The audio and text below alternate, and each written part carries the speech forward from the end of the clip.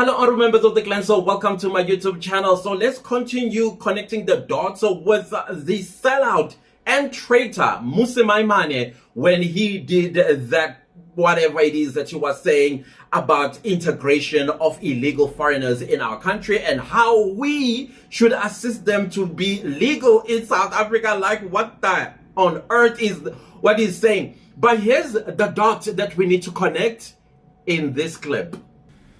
You see, human rights cannot know a passport. As difficult as that is to accept, if you have less human rights because your passport is not of the country that you are in, well, we are running a greater danger of saying to ourselves we have differentiated views on what human rights mean.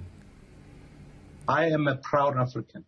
I have an interest in being able to go to Zimbabwe, Zambia, anywhere else in the continent, not only just to do business there, but to be able to tour there.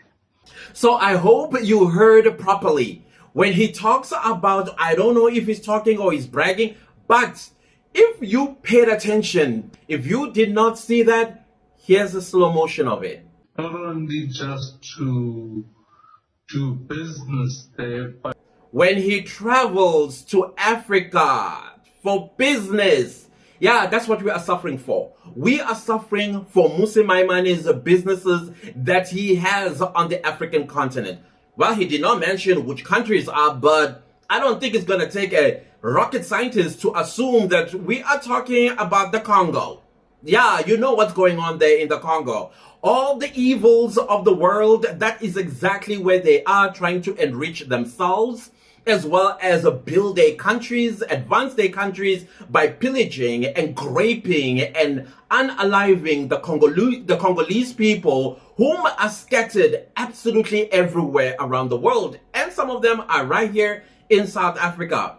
Why some of them are here? They are saying, no, y'all not going to go to our country and grape our natural resources, mineral resources, and everything else, and also unalive our people, and you don't want us here. No, this is going to be our safe haven, whether we South Africans like it or not. Sifela Lokho. That is what a Sifela as the people of South Africa. They don't care, these politicians. And you know, I was just speaking to somebody in the comment section about power, that in a democratic system, power is borrowed. Some of these people, the moment they taste power, they suddenly think, and they will do as they please with us. Change the rules here, change the rules there, break the law there, act like gangsters in an anarchy of a country. This is a constitutional democracy with the rule of law. And what they are doing as the people who are supposed to be lawmakers, Mmusi Maimane, it needs to sink into your head. Mmusi Maimane is a member of parliament, aka lawmaker. When a whole lawmaker says it is okay to break the law as long as you are not a South African citizen, you will be protected, and we will stand with the power that, by the way, we borrow them and defend you. As a matter of fact, we will force these South Africans to accept you and also legalize you at the end of the day. But hey, I still need to go get my dollars in the Congo. I still need to go get my dollars in Zimbabwe. I still need to also get my dollars in Nigeria or Ivory Coast or wherever there's gold, diamond, and all these mineral resources that make them instantaneous billionaires. Because it's all about that. And all these South Africans, these people, whatever they are, peasants, that's how we are seeing in Mmusi Maimane's eye. We should take it. Take it standing if we have to.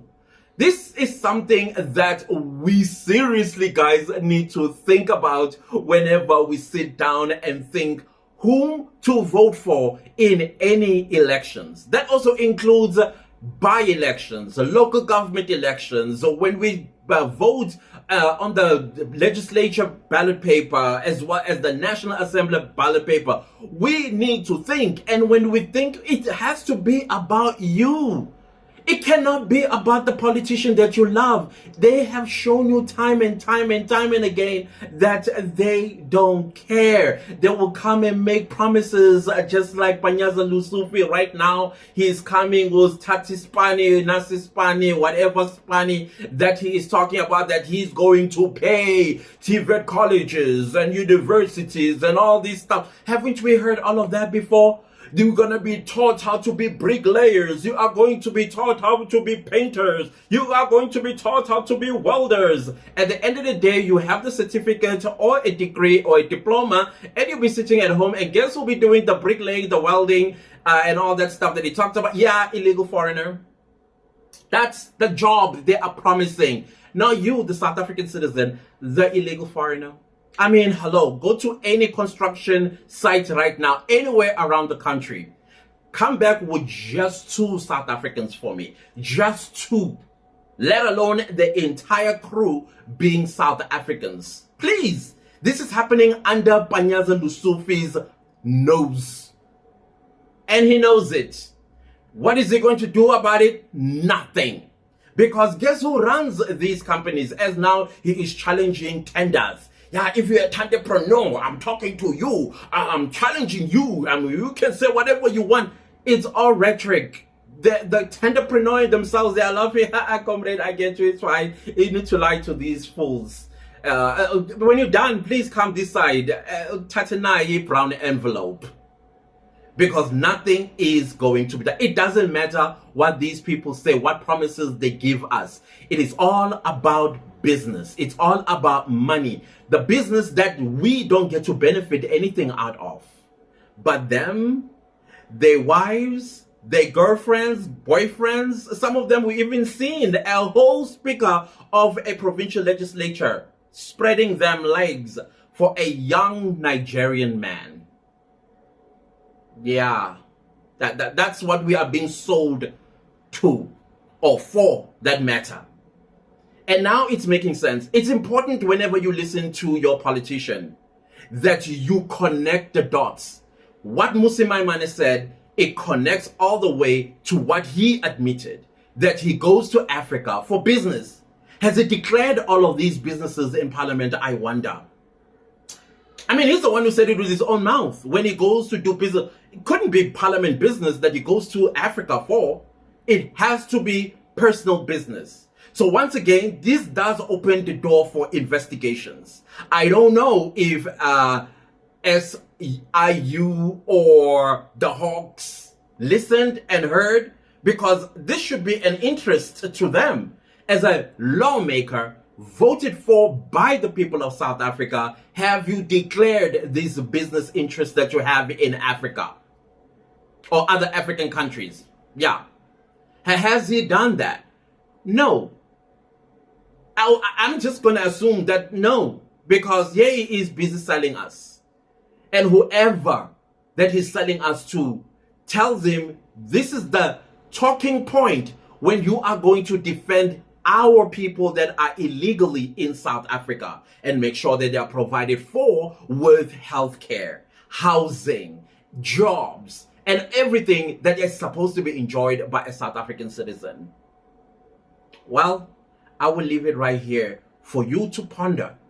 By the way, I'm reading the comment section. I don't see anybody reminding me of the date that we are going to be angry, because we are not angry enough, guys. We can't just be talking like this.